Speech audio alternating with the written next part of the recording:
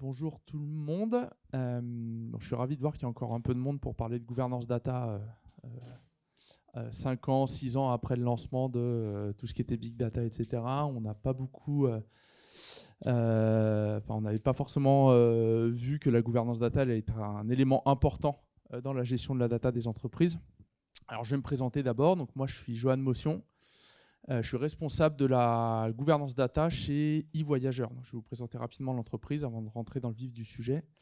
Et j'ai 5-6 ans de gouvernance data derrière moi. Donc c'est pour ça que je vais vous partager un peu mon expérience pour vous dire un peu où je me suis planté et quels sont les points aujourd'hui qui sont importants pour faire en sorte que la gouvernance data devienne opérationnelle. Alors d'abord quelques mots sur eVoyageur pour commencer. Donc eVoyageur, c'est une filiale de SNCF Voyageurs, elle-même filiale de la SNCF. Pour aller très vite, en gros, c'est une entreprise qui regroupe SNCF, qui est le distributeur de la SNCF, l'assistant SNCF et Rail Europe. Donc c'est 120 millions de billets vendus, vous voyez le volume d'affaires, 20 ans d'innovation digitale, puisque en fait c'est toutes les forces digitales de la SNCF qui ont été regroupées sous cette entité.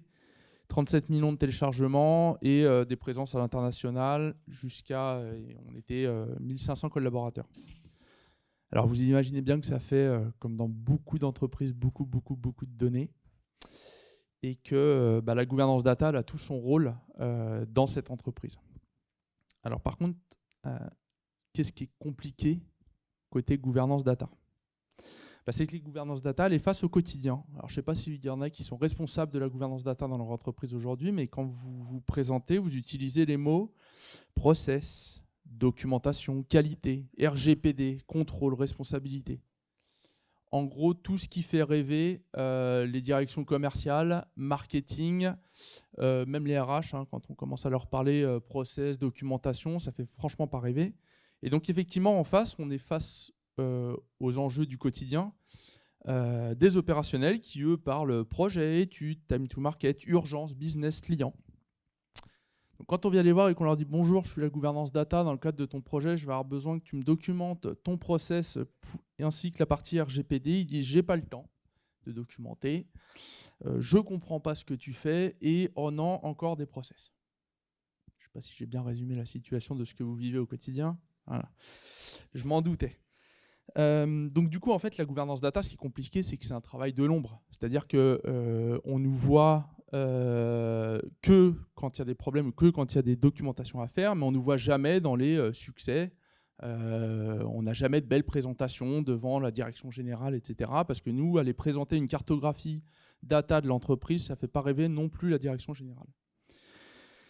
Et donc, l'objectif, c'est de rendre la gouvernance data opérationnelle tout en faisant appliquer les règles de la gouvernance data. Parce que la gouvernance data, elle est quand même là pour mettre des règles et pour faciliter la vie au quotidien des gens sur la donnée. Mais en fait, il y a un point qu'il ne faut pas oublier, c'est là l'enjeu de la présentation, c'est qu'on est face aux opérationnels et il faut toujours rester proche du quotidien des opérationnels. Il ne faut jamais oublier qu'on est là pour aussi aider ceux qui sont dans l'opérationnel tous les jours, ceux qui vont faire des analyses, les data scientists, les data miners. Tous ceux qui vont aussi être côté produits, qui vont vouloir avoir des chiffres. Tout cela, ils vont avoir besoin, à un moment donné, de la gouvernance data. Et c'est ça qu'il va falloir montrer. Alors, les bonnes pratiques de la gouvernance data. Je vous ferai une petite démo après d'un des éléments qu'on a mis en place. La première bonne pratique, pour moi, c'est qu'il faut limiter le périmètre de la gouvernance data aux objectifs annuels de l'entreprise. Alors, je vais vous parler de mon expérience. Quand j'ai commencé dans la gouvernance data, donc j'ai monté une entité gouvernance data dans ma précédente entreprise.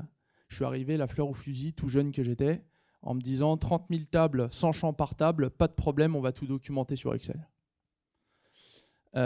J'ai commencé à documenter. Ça a duré 6 mois, 8 mois. Et puis au bout de 6 mois, 8 mois, personne ne m'appelait. Aucun opérationnel, les data analysts ne m'appelaient pas, les data scientists ne m'appelaient pas. Effectivement, je me suis rendu compte très vite que j'avais documenté des tables, des champs qui n'étaient utilisés par personne. Et donc très vite, en fait, on a fait une bascule C'est-à-dire qu'on s'est dit, en fait, on était trop déconnectés, on a commencé à travailler sur les données, on va dire, train, alors que l'objectif de l'entreprise, c'était le bus cette année. Et donc, on a mis tout le poids du corps sur le train et on n'a pas du tout travaillé les tables bus. Et donc, sur les années qui ont suivi, et maintenant c'est ce que j'applique tout le temps, c'est que au début de chaque année, on regarde quels sont les objectifs de l'entreprise et on va essayer d'identifier, côté data, qu'est-ce qui va gratter dans l'année. Donc ça peut être des nouveaux KPI qu'il va falloir mettre en place, ça peut être des tables qui n'avaient pas été documentées jusqu'à présent, ça peut être plein de choses différentes, mais il faut toujours rester focus objectif de l'entreprise. Et ça, la gouvernance data, elle peut très vite l'oublier. Le deuxième point qui est crucial pour moi, c'est que la gouvernance data, on a parlé de fichiers Excel, on a parlé de PowerPoint, de process sous Word, de wiki, etc. La problématique, c'est que on est souvent en réunion, on capte énormément d'informations, on rentre à son bureau, et puis on va devoir faire son petit CR de son côté sur la partie gouvernance, rappeler les gens en disant « Au fait, le process, c'était pas tout à fait ça, la doc, tu as oublié de me dire telle règle de gestion, etc. » où j'ai pas bien compris. En fait, ça, c'est pas bon du tout. L'objectif, c'est de directement en séance, il y a des outils qu'on utilise, hein, Excel, PowerPoint, je vais vous en montrer d'autres, le data catalogue, hein, il y a plein de data catalogues qui se vendent et qui sont disponibles. Mais en fait, pour moi, la gouvernance data, elle n'a pas de CR à faire. Si jamais on fait un CR en sortie de réunion, c'est terminé. En fait, on va repasser sur un process qui a déjà été donné par quelqu'un en séance, et du coup, on va reperdre du temps, nous, et on va refaire perdre du temps à la personne. Donc en fait, mon conseil pour rendre la data opérationnelle, c'est directement en séance d'utiliser les outils que l'on a, de présenter les outils avec les PC qu'on a aujourd'hui, et de remplir directement dedans. On sort, il n'y a pas de CR à faire, on a mis à jour un process, on a documenté une table, on a documenté un champ, c'est directement dans l'outil cible qui avait été défini. Ça, c'est un point qui est hyper important parce que vous aurez beau avoir des outils, mettre en place des data catalogues, renvoyer vers des liens, les gens, ils iront très rarement. Les gens, quand ils utilisent les data scientists ou les data miners, quand ils utilisent des tables, ils ont l'habitude des tables qu'ils utilisent, ils vont utiliser le data catalogue une fois et point. L'objectif de le faire en séance, c'est qu'ils vont revoir régulièrement les outils dans lesquels ils peuvent trouver les informations. Ça, c'est hyper important. Et souvent, en fin de séance, ils me disent « Ah ouais, mais j'avais complètement oublié qu'il y avait ce fichier Excel là où tu as fait le lien entre les données et la newsletter qu'on envoie. C'est-à-dire que je peux savoir dans ton fichier que le monsieur là, qui se trouve dans la newsletter, il vient de telle table et tel champ. J'avais complètement oublié ce fichier. » Donc l'objectif d'utiliser en séance les outils mis à disposition permet de ramener les gens vers aussi les bonnes pratiques gouvernance, vers les bons outils. Le troisième point, c'est un point non négligeable aussi, c'est donner du sens au process plutôt que de les contrôler. Alors qu'est-ce que ça veut dire ?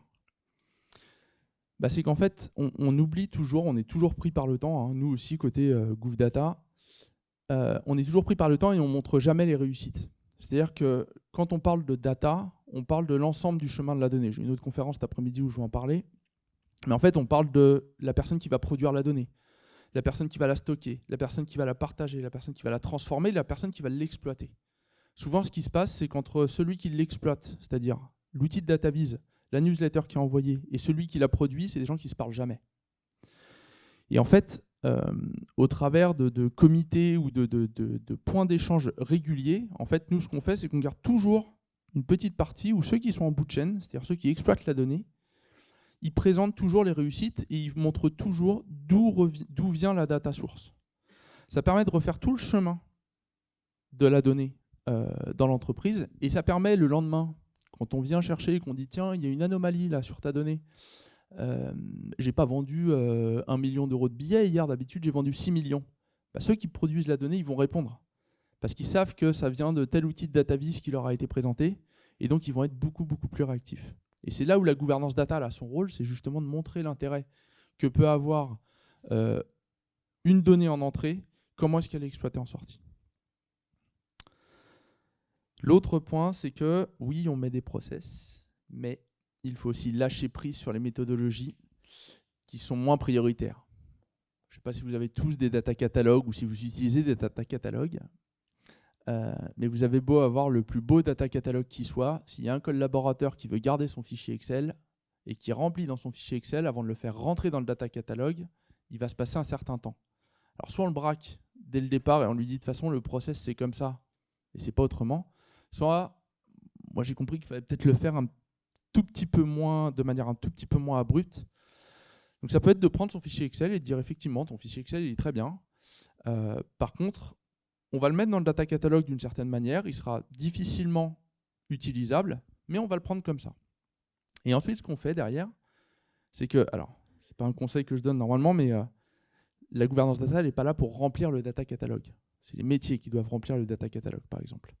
Mais d'aider des fois, c'est-à-dire de prendre son fichier Excel et de lui dire tiens regarde, ta donnée là que tu avais documenté ou ton use case, j'ai réussi à le faire rentrer dans le data catalogue comme ça et regarde comment ça rend et comment est-ce qu'on peut rechercher sur cette information.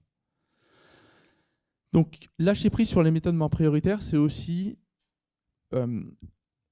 laisser la possibilité aux gens de rester un peu dans leur process, en tout cas dans un premier temps. Et ensuite, c'est à la gouvernance data de venir au quotidien pour venir chercher les gens et leur dire « Regarde ce que j'ai fait, j'ai rempli ça avec ton fichier à toi, mais regarde comment est-ce qu'il a été utilisé. » Alors l'autre point, c'est un point qui me tient à cœur. Les deux derniers sont plus sympas, hein, plus funky que même les 4 premiers points, parce que je ne sais pas si ça rend... Enfin, je pense que tout ça, ça rend la gouvernance data très opérationnelle. Mais celui-ci, c'est le côté un peu marrant du job. C'est qu'envoyer un process dur.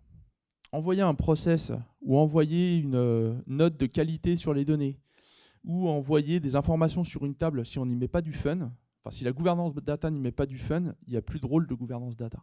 On est là pour moi, côté gouvernance data, vous allez voir le dernier point, hein, on est aussi là pour amener de la vie dans ce qui est du process de la documentation, du RGPD. Alors, je vais vous montrer un exemple de communication que nous on fait, par exemple, sur la partie qualité. Donc, j'ai une collaboratrice dans mon équipe qui adore les couleurs, qui est très inventive et qui envoie une minute quali tous les mois.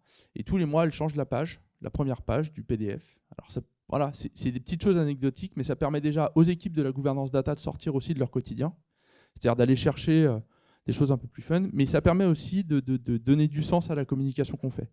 C'est-à-dire que les gens, ils n'attendent pas la minute quali, mais par contre, quand ils la reçoivent, ils vont l'ouvrir. Parce que peut-être qu'à l'intérieur, elle va y cacher un message. À la fin du mail, ça peut être aussi un template qu'on peut utiliser pour que ce soit tout de suite identifiable dans l'objet, dans la signature. Voilà. Ça, c'est un point pour moi qui est extrêmement important. Et le dernier, alors ça, c'est quand je passe des entretiens. Alors, j'en passe pas tout le temps, hein, mais on me demande mais qu'est-ce qui fait que vous êtes un bon responsable de gouvernance data?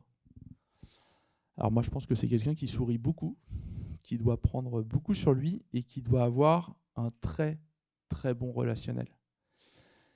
Comme ça va avec le lâcher-prise sur les méthodologies moins prioritaires, sur le donner du sens, mais pour faire de la gouvernance data, on est obligé de prendre beaucoup de café,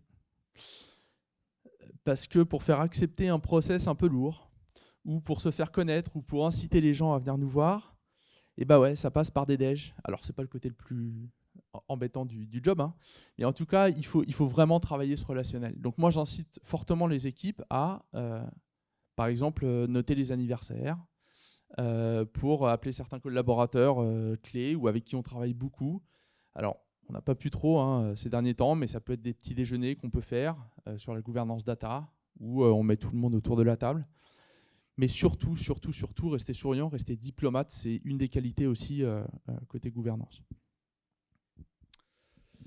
Voilà donc un peu les... Alors il y en a plein d'autres, des points pour rendre la gouvernance data opérationnelle, ça peut passer par des outils, etc. Mais là, c'était vraiment pour vous dire que la gouvernance, même si elle utilise des mots pour se présenter qui ne sont pas forcément évidents au quotidien, pour toutes les autres qui sont eux dans l'opérationnel, en fait, le fait d'être au plus proche de l'opérationnel, ça va permettre aux gens de venir vous voir. Le rôle de la gouvernance data, c'est, in fine, de ne pas aller voir les gens.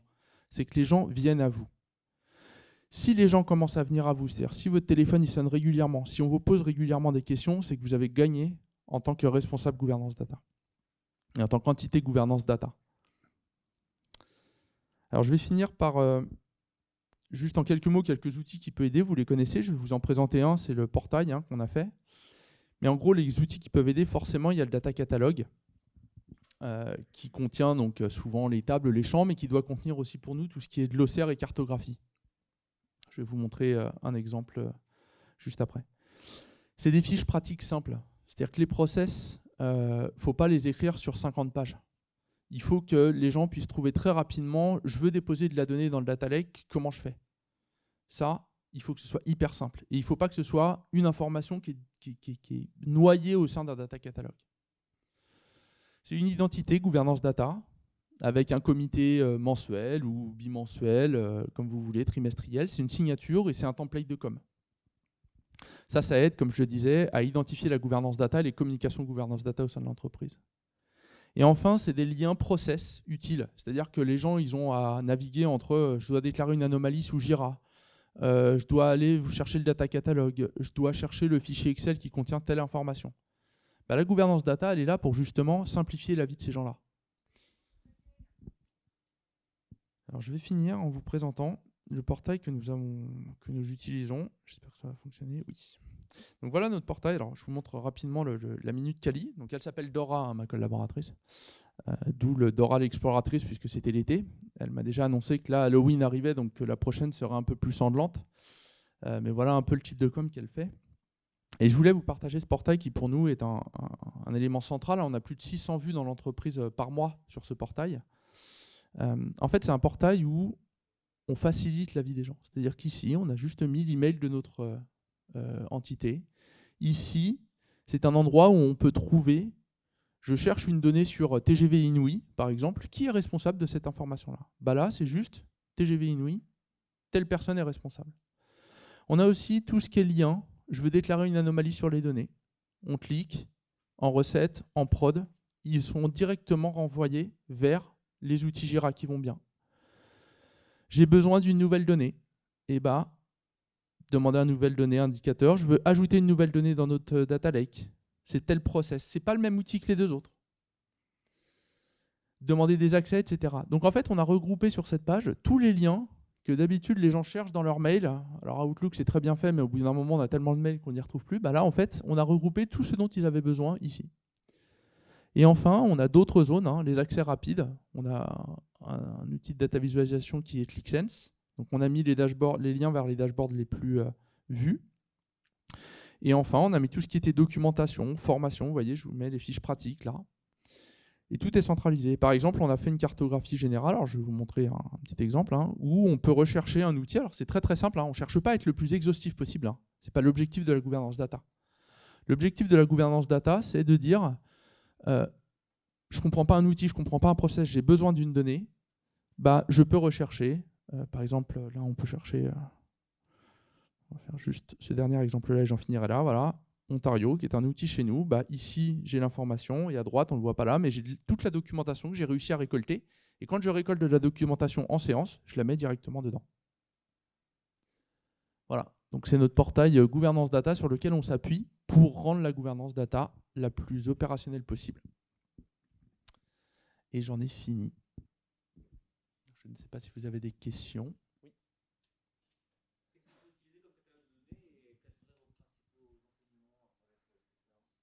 Alors, ce qu'on utilisait comme catalogue de données, c'était Excel. On va passer là sur un catalogue de données. On est encore en train de le choisir. On l'aura d'ici la fin de l'année. Mais en fait, on a commencé par Excel parce qu'on s'est dit que justement, le catalogue de données, il a le désavantage, c'est qu'il va tout aspirer. Et après, il faut faire le tri dedans.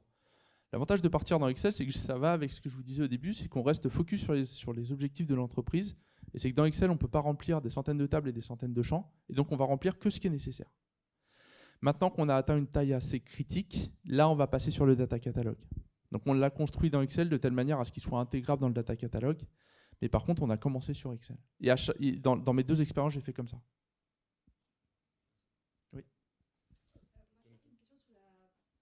Sur la partie on va dire quantification des réussites de la data gouvernance. On a deux types de personnes à convaincre, les utilisateurs, et là on peut vraiment leur montrer finalement ce qu'on a fait pour eux, leur cas d'usage, ce qu'on a documenté. Mais après on a aussi nos dirigeants à convaincre, et dans ce cas-là, on va souvent nous demander des choses qui sont chiffrées. Et du coup, est-ce que vous avez réussi à mettre en place en fait, des indicateurs de ROI en fait, sur ce que vous avez pu faire jusqu'à présent? Alors, pas forcément directement. On présente nos indicateurs, par exemple, d'usage sur ce portail, ce qui est un très bon indicateur de fin d'année pour notre directeur. C'est-à-dire que quand on lui affiche qu'il y a plus de 600 personnes, enfin plus de 600 vues, pas 600 personnes, 600 vues sur notre site, ça lui montre tout l'intérêt. Et en fait, c'est pas vraiment du ROI, c'est que, comme pour tous les autres, hein, je vous ai dit, faut tout le temps montrer le portail, les outils. Mais en fait, quand il nous pose une question, on lui répond pas forcément directement. On lui renvoie le lien vers le portail et on lui dit « Regarde là, tu l'as ta réponse » avec le champ de recherche ou quoi. Donc, ce n'est pas vraiment du ROI qu'on a fait. Après, le ROI, on l'a indirectement par le temps ou par par exemple, de se dire telle personne, on peut travailler avec telle équipe pour essayer de récupérer un ROI en lui disant « Si on n'avait pas été là, combien de temps tu aurais passé en plus ?» Mais ça a très peu de valeur auprès de la direction.